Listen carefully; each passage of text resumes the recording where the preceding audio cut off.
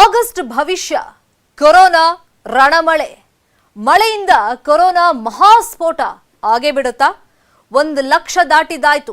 2 ಲಕ್ಷ 4 ಲಕ್ಷ ಕೇಸ್ಗಳಾಗುತ್ತವಾ? ತಜ್ಞರ ಲೆಕ್ಕಾಚಾರವನ್ನೇ ಬುಡಮೇಲು ಮಾಡ್ತಾ ಇದೆ ಕೊರೋನಾ. ಆಗಸ್ಟ್ ಆರಂಭದಲ್ಲೇ 1.5 ಲಕ್ಷ ಗಡಿ ದಾಟಿದ ಕೊರೋನಾ ಈ 2 ತಿಂಗಳಲ್ಲಿ ಮತ್ತಷ್ಟು ಪ್ರಬಲವಾಗಿ ದಾಳಿ ನಡೆಸುತ್ತಾ ಡೆಡ್ಲಿ ವೈರಸ್?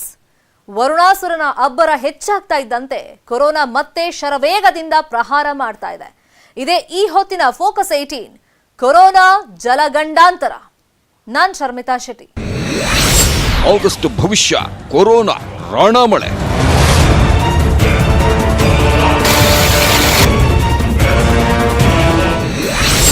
ಮಳೆಯಿಂದ ಕೊರೋನಾ ಮಹಾಸ್ಫೋಟ ಆಗೇ ಬಿಡುತ್ತಾ?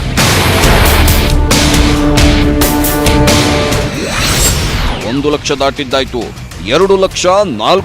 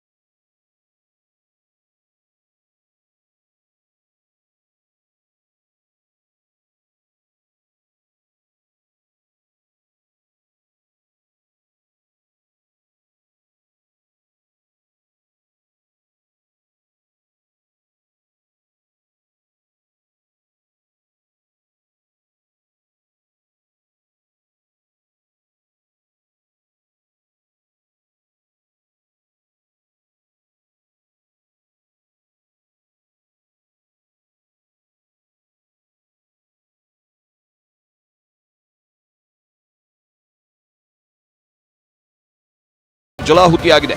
ಸೇತುವೆಗಳು ನೀರಿನಿಂದಲೇ ಆವೃತ್ತಿಯಾಗಿವೆ. ರಸ್ತೆಗಳು ಸಂಪರ್ಕ ಕಡಿದುಕೊಂಡಿವೆ. ಮನೆಯೊಳಗೆ ನೀರು ನುಗ್ಗಿ ಜನರ ಜೀವನ ಅಸ್ತವ್ಯಸ್ತವಾಗಿದೆ. ಮಳೆ ಹೆಚ್ಚಾದಂತೆ ಕೊರೋನಾ ಪ್ರಹಾರವೂ ಹೆಚ್ಚಾಗುತ್ತೆ ಅಂತ ಹೇಳಲಾಗ್ತಿತ್ತು. ಹಾಗಾದ್ರೆ ಮಳೆಯಿಂದ ಕೊರೋನಾ ಮಹಾಸ್ಫೋಟ ಆಗೇ ಬಿಡುತ್ತಾ? ಈಗಾಗಲೇ 1 ಲಕ್ಷ ಕೇಸ್ ದಾಟಿದ್ದಾಗಿದೆ. ಹಾಗಾದ್ರೆ ಮುಂಬರೋ ದಿನಗಳಲ್ಲಿ ಕೊರೋನಾ ಮತ್ತಷ್ಟು ಶರವೇಗದ ದಾಳಿ ಇಡುತ್ತಾ?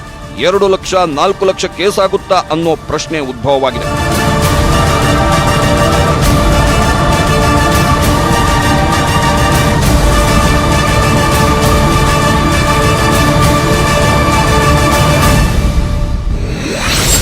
ಆಶ್ಲೇಷ ಮಳೆಗೆ ಜಲಪ್ರಳಯ, ಭೂಕುಸಿತ.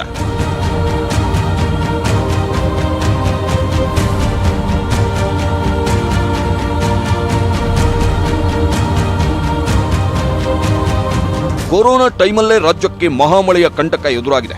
ಕಳೆದ 2 ವರ್ಷ ಪ್ರವಾಹದಿಂದ ಕರ್ನಾಟಕ ಇನ್ನೂ ಸುಧಾರಿಸಿಕೊಂಡಿಲ್ಲ. ಅಷ್ಟರಲ್ಲಿ ಅರ್ಧ ಕರ್ನಾಟಕ ಮತ್ತೊಮ್ಮೆ ಪ್ರವಾಹದ ಭೀತಿಯಲ್ಲಿದೆ. ರಾಜ್ಯದ ಮಲೆನಾಡಿನಲ್ಲಿ ಹಾಗೂ ಕರಾವಳಿಯಲ್ಲಿ ನಿರಂತರವಾಗಿ ಸುರಿಯುತ್ತಿರುವ ಮಳೆ ಮತ್ತೊಂದು ಪ್ರವಾಹದ ಆತಂಕ ಸೃಷ್ಟಿಸಿದೆ. ರಾಜ್ಯದಲ್ಲಿ ಕಳೆದ 2 ತಿಂಗಳಿನಿಂದ ಹಲವು ಕಡೆ ವಾಡಿಕೆ ಮಳೆಯೇ ಬೀಳ್ತಾ ಇತ್ತು. ಆದ್ರೆ ಯಾವಾಗ ಆಶ್ಲೇಷ ಮಳೆ ಕರುನಾಡಿಗೆ ಎಂಟ್ರಿ ಕೊಡ್ತೋ ನೋಡಿ ತನ್ನ ರೌದ್ರ ರೂಪ ಪ್ರದರ್ಶಿಸುತ್ತಿದೆ. ರಾಜ್ಯದಲ್ಲಿ ಅಲ್ಲೋಲ ಕಲ್ಲೋಲ ಸೃಷ್ಟಿಯಾಗಿದೆ. ಆಶ್ಲೇಷ ಮಳೆಗೆ ಜಲಪ್ರಳಯ, ಭೂಕುಸಿತ ಉಂಟಾಗ್ತಿದೆ.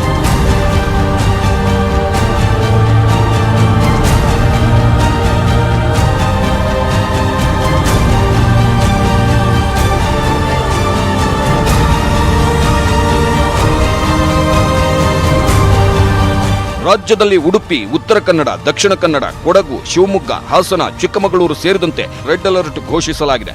ಕೊಡಗಿನ ಜೀವನದಿ ಕಾವೇರಿ ಉಕ್ಕಿ ಹರಿಯುತ್ತಿದ್ದು ಮತ್ತೆ ಪ್ರವಾಹದ ಭೀತಿ ಎದುರಾಗಿದೆ.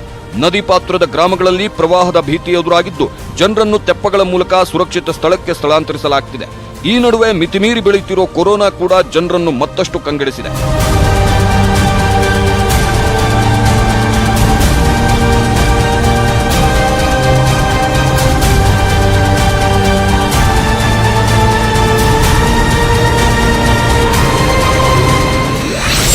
ಕೈ ಕೊಡ್ತಾ ಆಂಟಿಜೆನ್ ಟೆಸ್ಟ್.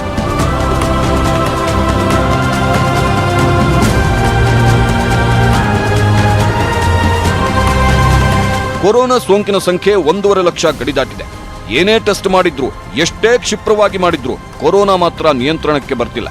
ಇಷ್ಟು ದಿನ ಕೊರೋನಾ ಸೋಂಕು ಪತ್ತೆಗಾಗಿ ಬೇರೆ ಬೇರೆ ರೀತಿಯ ಪರೀಕ್ಷೆ ಮಾಡಲಾಗ್ತಿತ್ತು. ಈಗ ಆಂಟಿಜೆನ್ ಟೆಸ್ಟ್ ಮಾಡಲಾಗ್ತಿದೆ. ಕೊರೋನಾ ಪತ್ತೆಗಾಗಿ RT-PCR ಗಂಟಲು ದ್ರವ ಪರೀಕ್ಷೆಯಲ್ಲಿ 40% ಫಲಿತಾಂಶಗಳು ನೆಗೆಟಿವ್ ಎಂದು ವರದಿಯಾಗಿವೆ.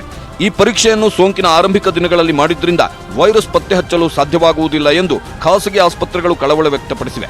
ಒಂದು ವೇಳೆ ಕೋವಿಡ್ ಲಕ್ಷಣಗಳಾದ ಜ್ವರ, ಕೆಮ್ಮು, ಗಂಟಲು ನೋವು ನಿಯಮಿತವಾಗಿ ಕಂಡು ಬಂದಿದ್ದೇ ಆದ್ರೆ ಪುನಃ ಪರೀಕ್ಷೆ ಮಾಡಿಸಿಕೊಳ್ಳಬೇಕಾದದ್ದು ಅನಿವಾರ್ಯ ಅಂತ ಖಾಸಗಿ ವೈದ್ಯರು ಹೇಳುತ್ತಾರೆ. ಕೊರೋನಾ ಪತ್ತೆ ಹೆಚ್ಚೋಕೆ ಯಾವುದೇ ಟೆಸ್ಟ್ ಮಾಡಿದ್ರೂ ಅದು ಪ್ರಾರಂಭದಲ್ಲಿ ಅಷ್ಟೊಂದು ಯಶಸ್ವಿ ಆಗ್ತಿಲ್ಲ. ಇದು ಕೂಡ ಕೊರೋನಾ ಸೋಂಕನ್ನ ಶೀಘ್ರವಾಗಿ ಪತ್ತೆ ಹಚ್ಚದೇ ಇರೋದಕ್ಕೆ ಒಂದು ಕಾರಣ ಅಂತಾನೆ ಹೇಳಲಾಗ್ತಿದೆ.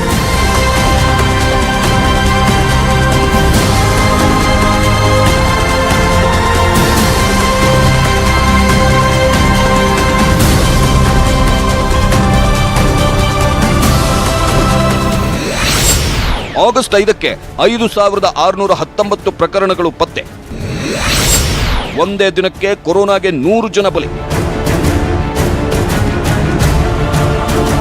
ಕೊರೋನಾ ಹೆಮ್ಮಾರಿಗೆ 2,800ಕ್ಕೂ ಹೆಚ್ಚು ಜನ ಬಲಿಯಾಗಿದ್ದಾರೆ.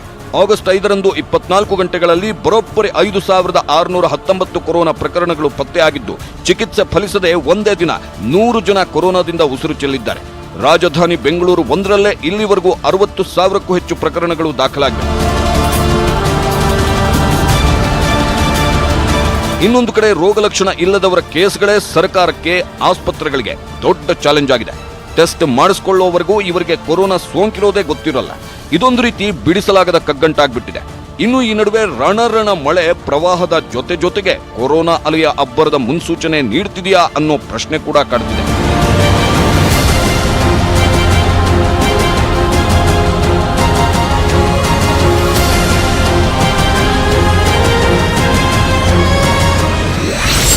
ಭೂಕುಸಿತಕ್ಕೆ ನಲುಗಿದ ಕೊಡಗು, ಪ್ರವಾಹದ ಆತಂಕದಲ್ಲಿ ಬೆಳಗಾವಿ.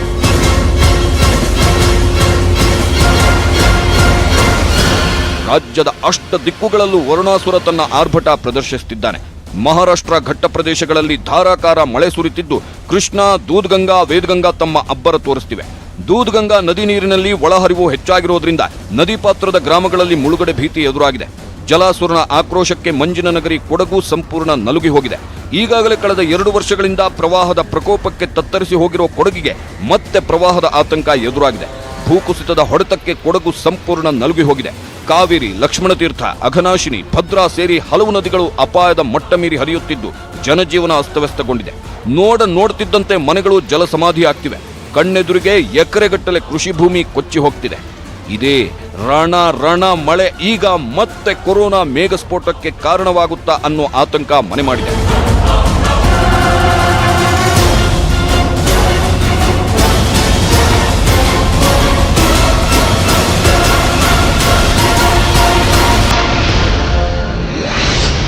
ರಣಮಳೆಯಿಂದ ಕೊರೋನಾ ಮೇಘಸ್ಫೋಟವಾಗುತ್ತಾ?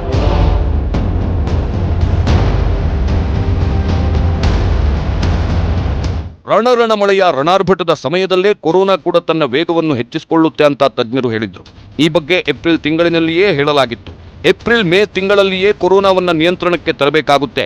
ಇಲ್ಲವಾದಲ್ಲಿ ಮಳೆಯ ಆರ್ಭಟ ಹೆಚ್ಚಾದಂತೆ ಕೊರೋನಾ ಕೂಡ ತನ್ನ ವೇಗವನ್ನು ಹೆಚ್ಚಿಸಿಕೊಳ್ಳುತ್ತೆ. ಅದಕ್ಕೆ ಸ್ಪಷ್ಟ ಉದಾಹರಣೆಗಳೂ ಇವೆ. ಮುಂಬೈನಲ್ಲೂ ಮಳೆಗಾಲದ ಟೈಮಲ್ಲೇ ಕೊರೋನಾ ಕ್ಷಿಪಣಿಯಂತೆ ಮುಂಬೈ ಮೇಲೆ ಎರಗಿತ್ತು. ಮಹಾರಾಷ್ಟ್ರದಲ್ಲಿ 4,60,000ಕ್ಕೂ ಹೆಚ್ಚು ಪ್ರಕರಣಗಳು ದಾಖಲಾಗಿವೆ.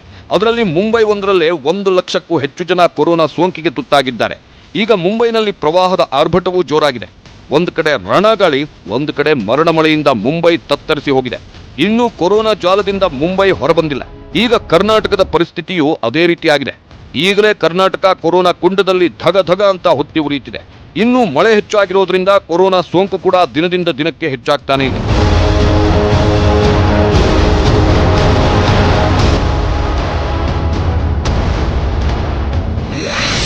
ಆಗಸ್ಟ್ 4ಕ್ಕೆ ದಾಖಲೆಯ 6,259 ಕೊರೋನಾ ಕೇಸ್ ಪತ್ತೆ.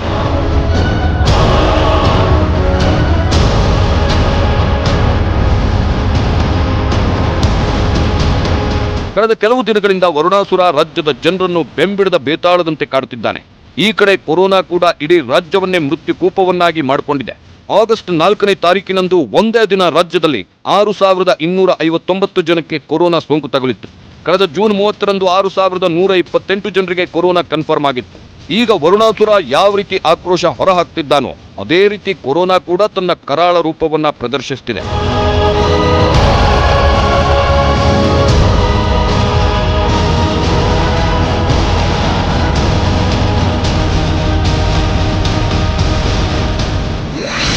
ಆಗಸ್ಟ್ನಲ್ಲಿ ಮತ್ತೆ ಸಿಡಿದೇಳುತ್ತಾ ಕೊರೋನಾ. ಸೆಪ್ಟೆಂಬರ್ನಲ್ಲಿ ಕೊರೋನಾ ಆರ್ಭಟ ಮತ್ತೆ ಹೆಚ್ಚುತ್ತಾ.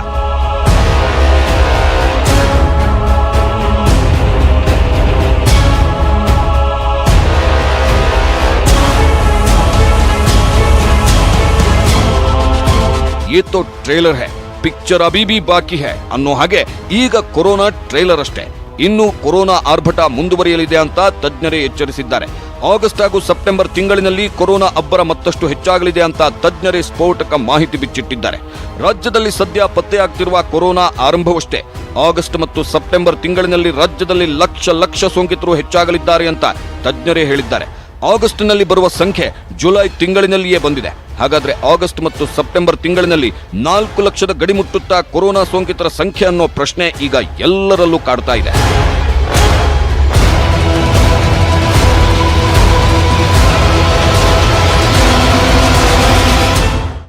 ಆಗಸ್ಟ್ ಹಾಗೂ ಸೆಪ್ಟೆಂಬರ್ ತಿಂಗಳಲ್ಲಿ ಕೊರೋನಾ ಆಕ್ರಮಣ ಮತ್ತೆ ಹೆಚ್ಚಾಗುತ್ತಾ? ಈ ಬಗ್ಗೆ ತಜ್ಞರು ಹೇಳೋದೇನೋ? ಮಳೆಗಾಲದಲ್ಲಿಯೇ ಕೊರೋನಾ ವೇಗವಾಗಿ ಲಗ್ಗೆ ಇಡೋದ್ರ ಹಿಂದಿದೆಯಾ ವೈಜ್ಞಾನಿಕ ಕಾರಣ? ಆ ಬಗ್ಗೆ ಮಾಹಿತಿ ಕೊಡ್ತೀವಿ ಒಂದು ಬ್ರೇಕ್ ಆದ್ಮೇಲೆ. ಆಗಸ್ಟ್ ಹಾಗೂ ಸೆಪ್ಟೆಂಬರ್ ತಿಂಗಳಲ್ಲಿ ಕೊರೋನಾ ವೇಗ ಹೆಚ್ಚಾಗುತ್ತೆ ಅಂತ ಸ್ವತಃ ಡಿಸಿಎಂ ಅಶ್ವಥ್ ನಾರಾಯಣ್ ಮುನ್ಸೂಚನೆ ಕೊಟ್ಟಿದ್ರು. ಮಳೆಗಾಲದಲ್ಲಿ ಉಷ್ಣತೆ, ಹ್ಯುಮಿನಿಟಿ ಕಡಿಮೆಯಾಗಿರೋದಕ್ಕಾಗಿ ಕೊರೋನಾ ಬಹುಬೇಗ ಹರಡುತ್ತೆ ಅಂತ ತಜ್ಞರು ಹೇಳ್ತಾರೆ. ಹಾಗಾದ್ರೆ ಮುಂದಿನ 2 ತಿಂಗಳು ಕೊರೋನಾ ರಣಾರ್ಭಟ ಮತ್ತಷ್ಟು ಹೆಚ್ಚಾಗಲಿದೆಯಾ? ಆ ಬಗ್ಗೆ ರಿಪೋರ್ಟ್ ಇಲ್ಲಿದೆ ನೋಡಿ.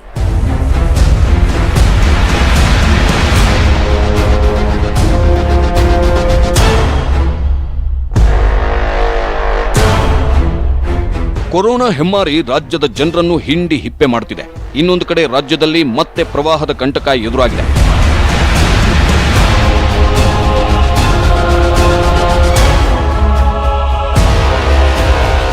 ಮುಂಗಾರು ಮಳೆಯ ಆರ್ಭಟ ಮತ್ತೆ ಶುರುವಾಗಿದೆ. ಭಾಗಮಂಡಲ ಸಂಪೂರ್ಣ ಜಲಾವೃತವಾಗಿದೆ. ಬೆಟ್ಟ ಕುಸಿತ, ಭೂಕುಸಿತವಾಗಿದೆ. ನದಿ, ಹಳ್ಳ, ಕೊಳ್ಳಗಳು ತುಂಬಿ ಉಕ್ಕಿ ಹರಿಯುತ್ತಿವೆ. ಕೆಲವು ಕಡೆ ಸೇತುವೆಗಳು ಜಲಾಹುತಿಯಾಗಿವೆ. ಈ ನಡುವೆ ಇಡೀ ರಾಜ್ಯವನ್ನು ನರಕಕ್ಕೆ ದೂಡಿದೆ ಕೊರೋನಾ. ಒಂದು ಕಡೆ ಜನ ಹೊರಗಡೆ ಮಳೆಯ ಆರ್ಭಟಕ್ಕೆ ನಲುಗಿ ಹೋಗಿದ್ರೆ, ಮತ್ತೊಂದು ಕಡೆ ಆಸ್ಪತ್ರೆಯಲ್ಲಿ ಕೊರೋನಾ ಸೋಂಕಿತರು ನರಳಾಡುತ್ತಿದ್ದಾರೆ. ಇದೆಲ್ಲ ಆರಂಭ ಅಷ್ಟೇ. ಇನ್ನು ಮುಂದಿನ ದಿನಗಳು ಅಂದ್ರೆ ಆಗಸ್ಟ್ ಹಾಗೂ ಸೆಪ್ಟೆಂಬರ್ ತಿಂಗಳವರೆಗೂ ಕೊರೋನಾ ಆರ್ಭಟ ಇದೇ ರೀತಿ ಮುಂದುವರಿಯುತ್ತೆ ಅಂತ ಖ್ಯಾತ ತಜ್ಞರುಗಳೇ ಎಚ್ಚರಿಸಿದ್ದಾರೆ.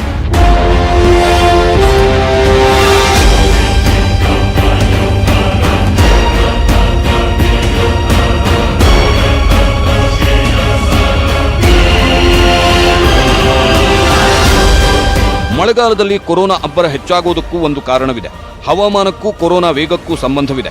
ಅತಿಯಾದ ಮಳೆ, ಕಡಿಮೆ ಉಷ್ಣತೆ ಹಾಗೂ ಕಡಿಮೆ ಆರ್ದ್ರತೆಯಿಂದ ಕೊರೋನಾ ಶರವೇಗದ ಪ್ರಹಾರ ಮಾಡುತ್ತೆ ಅಂತ ಈ ಹಿಂದೆಯೇ ತಜ್ಞರು ಹೇಳಿದ್ರು. ಕೊರೋನಾ ಕಡಿಮೆ ಉಷ್ಣತೆಯಲ್ಲಿ ಹೆಚ್ಚು ತಂಪಿರುವಾಗ ದೀರ್ಘಕಾಲ ಬಾಳುತ್ತೆ.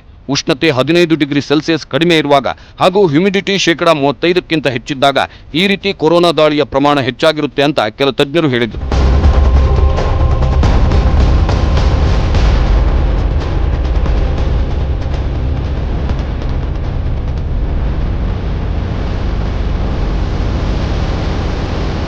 ಈ ರೀತಿ ಮಳೆಗಾಲದಲ್ಲಿ ಕೊರೋನಾ ದಾಳಿ ಹೆಚ್ಚಾಗುವುದರ ಹಿಂದೆ ವೈಜ್ಞಾನಿಕ ಕಾರಣವೂ ಇದೆ.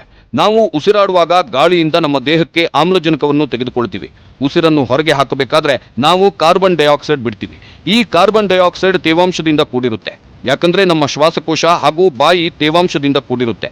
ನೀವು ಶೀತ ಪರಿಸ್ಥಿತಿಯಲ್ಲಿ ಉಸಿರಾಡುವಾಗ ನಿಮ್ಮ ಉಸಿರಿನಲ್ಲಿರುವ ನೀರು ದ್ರವದ ಸಣ್ಣ ಹನಿಗಳಾಗಿ ಕನ್ವರ್ಟ್ ಆಗುತ್ತೆ. ಇಲ್ಲಿ ಆಗುವ ಘನೀಕರಣದಿಂದಲೇ ಕೊರೋನಾ ವೈರಸ್ ಶೀಘ್ರವಾಗಿ ಹರಡಲು ಕಾರಣವಾಗುತ್ತೆ. ಈಗ ಮಳೆ ಕೂಡ ಧಾರಾಕಾರವಾಗಿ ಎಗ್ಗಿಲ್ಲದೆ ಸುರಿಯುತ್ತಿದೆ. ಇದರಿಂದ ವಾತಾವರಣ ತೇವಾಂಶದಿಂದ ಕೂಡಿರುತ್ತೆ. ಉಷ್ಣಾಂಶ ಕೂಡ ಕಡಿಮೆಯಾಗಿರುತ್ತೆ.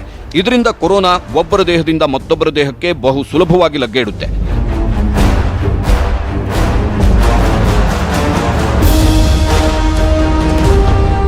ಈ ಕೊರೋನಾ ನಿಯಂತ್ರಣಕ್ಕೆ ತರೋದಕ್ಕೆ ಸರ್ಕಾರ ಕೂಡ ಮಾಸ್ಟರ್ ಪ್ಲಾನ್ ಮಾಡಿದ್ದು ಆಗಸ್ಟ್ನಲ್ಲಿಯೇ ಕೊರೋನಾ ಕಂಟ್ರೋಲ್ ಮಾಡೋದಕ್ಕೆ ಒಂದು ರಣತಂತ್ರ ರೂಪಿಸಿದೆ.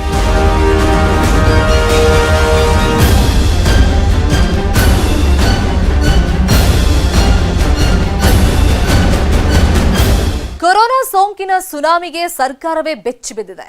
ಕೊರೋನಾ ಹೆಮ್ಮಾರಿ ಕಟ್ ಹಾಕೋದಕ್ಕೆ ಬಿಎಸ್ವೈ ಮಾಡಿರೋ ಮಾಸ್ಟರ್ ಪ್ಲಾನ್ ಯಾವುದು? ಆ ಒಂದು ರಣನೀತಿ ಅನುಸರಿಸಿದ್ರೆ ಆಗಸ್ಟ್ನಲ್ಲೇ ಕಂಟ್ರೋಲಿಗೆ ಬರುತ್ತಾ ಕೊರೋನಾ? ಆ ಬಗ್ಗೆ ಹೇಳ್ತೀವಿ ಬ್ರೇಕ್ ಆದ್ಮೇಲೆ. ಎಗ್ಗಿಲ್ಲದೆ ಪ್ರಹಾರ ಮಾಡ್ತಿರೋ ಕೊರೋನಾ ಕಂಟ್ರೋಲ್ಗೆ ಸರ್ಕಾರ ಒಂದು ದಿಟ್ಟ ಕ್ರಮ ಕೈಗೊಂಡಿದೆ. ಬೆಂಗಳೂರಿನ ಅಷ್ಟ ದಿಕ್ಪಾಲಕರಿಗೆ ದೊಡ್ಡ ಟಾಸ್ಕ್ ಕೊಟ್ಟಿದ್ದಾರೆ. ಅದೇನಾದ್ರೂ ಸಕ್ಸಸ್ ಆದ್ರೆ ಆಗಸ್ಟ್ನಲ್ಲೇ ಕೊರೋನಾಗೆ ಫುಲ್ ಸ್ಟಾಪ್ ಬೀಳುತ್ತೆ. ಅದ್ ಹೇಗಂತೀರಾ? ನಾವು ಹೇಳ್ತೀವಿ ನೋಡಿ. ಕೊರೋನಾ ಸುನಾಮಿಗೆ ಬೆಚ್ಚಿ ಬಿದ್ದ ಸರ್ಕಾರ.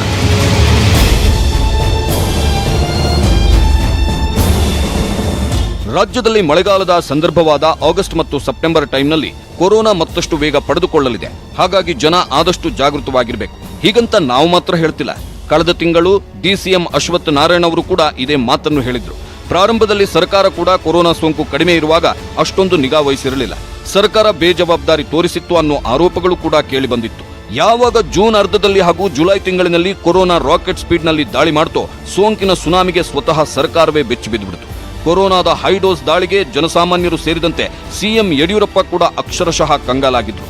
ಹಾಗಾಗಿ ಸಿಎಂ ಬಿಎಸ್ವೈ ಬೆಂಗಳೂರಿನ ಅಷ್ಟ ದಿಕ್ಪಾಲಕರಿಗೆ ಟಫ್ ಟಾಸ್ಕ್ ಕೊಟ್ಟಿದ್ದಾರೆ.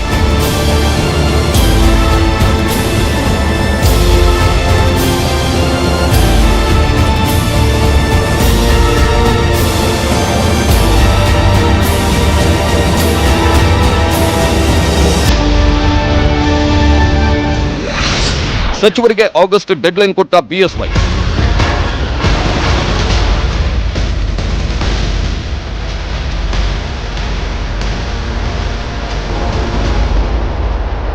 ರಾಜ್ಯದಲ್ಲಿ ಕೊರೋನಾ ಮಿತಿಮೀರಿ ಹಾವಳಿ ನಡೆಸುತ್ತಿರೋ ಬೆನ್ನಲ್ಲೇ ಸೋಂಕಿನ ನಿಯಂತ್ರಣಕ್ಕೆ ಸೂಚನೆ ಕೊಟ್ಟಿದ್ದಾರೆ. ರಾಜ್ಯದಲ್ಲಿ ಜೂನ್ ತಿಂಗಳಿಗೆ ಹೋಲಿಸಿದ್ರೆ ಜುಲೈ ತಿಂಗಳಿನಲ್ಲಿ 1 ಲಕ್ಷಕ್ಕೂ ಹೆಚ್ಚು ಮಂದಿಗೆ ಸೋಂಕು ಹರಡಿದೆ. ಸೋಂಕಿನ ಜೊತೆಗೆ ಸಾವು ಕೂಡ ಏರಿಕೆಯಾಗಿತ್ತು. ಆಗಸ್ಟ್ ತಿಂಗಳಿನಲ್ಲಿ ಕೊರೋನಾ ನಿಯಂತ್ರಣ ಮಾಡಲೇಬೇಕು, ಮಾಡು ಇಲ್ಲವೇ ಮಡಿ ಎಂಬ ಪರಿಸ್ಥಿತಿ ಉದ್ಭವವಾಗಿದೆ. ಹಾಗಾಗಿ ಆಗಸ್ಟ್ ವಾರ್ಗೆ ಉಸ್ತುವಾರಿ ಸಚಿವರು ಸಿದ್ಧರಾಗಿ ಎಂದು ಅಂತಿಮ ಗಡುವು ನೀಡಿದ್ದಾರೆ.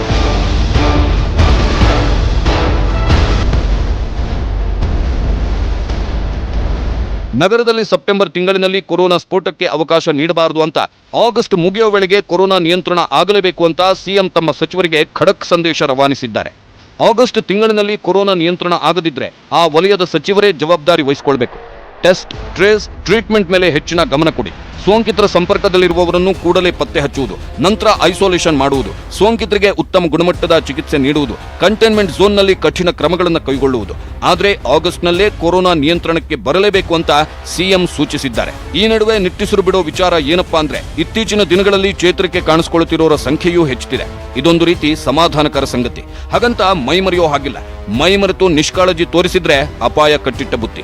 ಮಳೆಯ ಆರ್ಭಟ ಹೀಗೆ ಮುಂದುವರಿತಾ ಇದ್ರೆ ಕೊರೋನಾ ದಾಳಿಯ ವೇಗ ಕೂಡ ಹೆಚ್ಚಾಗುತ್ತೆ. ಕೊರೋನಾ ಪ್ರಹಾರದ ಪ್ರಕೋಪ ಮತ್ತಷ್ಟು ಹೆಚ್ಚಾಗಲಿದೆ. ಹಾಗಾಗಿ ಜನ ಗುಂಪು ಸೇರುವುದನ್ನ ಬಿಟ್ಟು ಸಾಮಾಜಿಕ ಅಂತರವನ್ನ ಕಟ್ಟುನಿಟ್ಟಾಗಿ ಪಾಲನೆ ಮಾಡಲೇಬೇಕು. ಹಾಗಿದ್ದಾಗ ಮಾತ್ರ ಕೊರೋನಾದಿಂದ ಮುಕ್ತಿ ಪಡೆಯೋದಕ್ಕೆ ಸಾಧ್ಯ.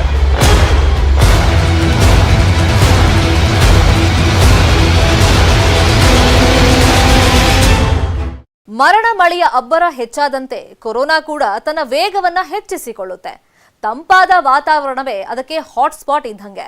ಆದ್ರೆ ಸರ್ಕಾರ ಕೂಡ ಕೊರೋನಾ ಕಂಟ್ರೋಲ್ ಮಾಡೋದಕ್ಕೆ ದಿಟ್ಟ ಕ್ರಮಗಳನ್ನ ಕೈಗೊಳ್ತಾ ಇದೆ ಅಂತ ಹೇಳ್ತಾ ಈ ಹೊತ್ತಿನ ಫೋಕಸ್ 18 ಮುಗಿಸ್ತಾ ಇದೀವಿ.